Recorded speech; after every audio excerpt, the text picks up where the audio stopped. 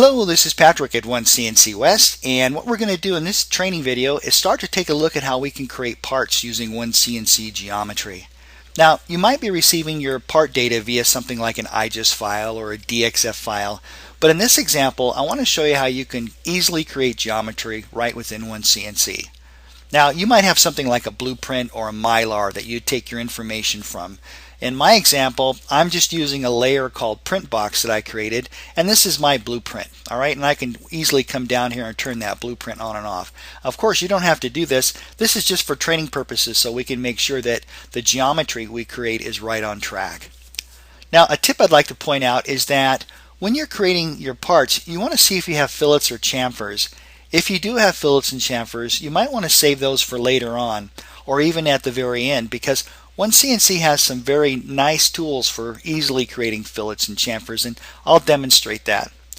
Now, to begin with, what we'll do is we'll create this rectangle, 150 by 75 millimeters, and then we'll create the fillet, and then the chamfer, and then we'll finish the project by creating the hole there. Alright, so the first thing I'm going to do is I want to turn my blueprint layer off, and our first task here is to create this rectangle.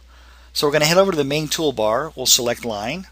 Alright, now before I use coordinate input, I want to point out that you can grid snap if you'd like. We could come over here and snap the datum.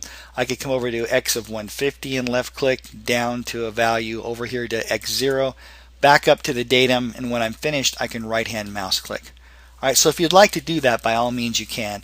I believe for a system set up in metric, I believe that the snap grid snap units are, I believe, 10 millimeters. Okay, so what we'll do though is let's use coordinate input. So I'm going to undo this. I'm going to click the undo button a few times.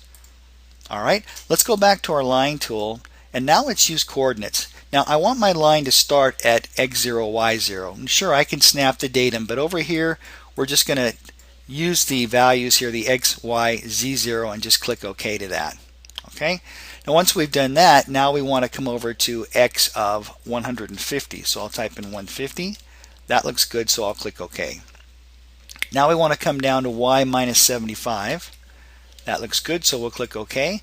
We're going to go back to X0, so I'm going to type in 0 and click OK. Now we're going to come up to Y0, and you're noticing that I'm only typing in the axis that changes. Once we've done that, we'll click OK. And again, when we're done, we can right-hand mouse click. Okay, so there's another way that you can create a rectangle. Now I'm going to undo this again. I just want to show you that we also have a rectangle tool. Alright, and again, you can use coordinate input, you can snap, you can grid snap, and you can combine both. In fact, I could snap the datum if I want to, and if I want to use coordinate input for my opposing diagonal corner, I could come over here and type in 150 for X. That looks good, and for Y I'll type in minus 75, and if I'm happy with that, I'll click OK, and there you go. There's the rectangle. Very, very simple. And again, when you're done, just right-hand mouse click. Now let's make sure our rectangle's on track with our blueprint here. So I'm going to turn my blueprint layer back on, and everything looks good. Okay, let's create this fillet now. Now looking at our print here, we can see that this has a radius of 25. Alright, so let's put that in. We're going to turn our print layer off. We'll come back over here to arc.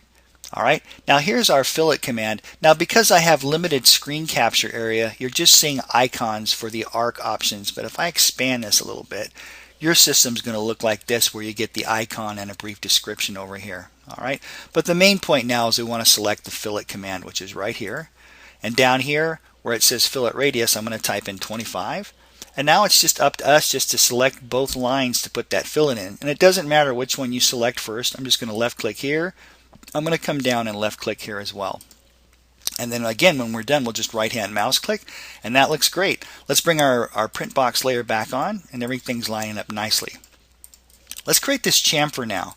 So a chamfer is a type of line. So we're going to head back to our main toolbar and select the line command. Alright, and here you can see there's our chamfer tool. And the chamfer distance is 50 for this, so we'll type in 50. And again, it doesn't matter which line you select first. I'm going to grab here and left click here, and you get a nice preview as well. And what's really neat about the preview is that if you look at that and say, whoa, wait a second, there's something wrong, you can always come over here and type in a different value, and the preview updates itself. So that's very, very nice. We'll come back over here and make this 50. That looks good, so I'm going to left hand mouse click, and again, we're done, so we're going to right mouse click. So I think everything's looking really nicely here. This looks very good. Now let's finish this project up by creating this hole.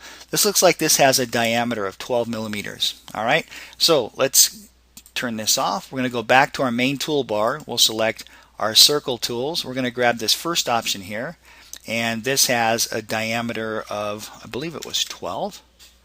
And what we'll do now is we want to put that at the arc center of this. Now to do that, just take your cursor and wait till you see that little diamond symbol. You'll also see those little dashed lines. That also tells us that we're arc center. And then when you're done, you just left-hand mouse click. All right, that looks great. Let's bring our blueprint layer back on. And there's your very first part. Very, very simple to create within OneCNC. Thank you so much for watching, and I look forward to seeing you in the next video.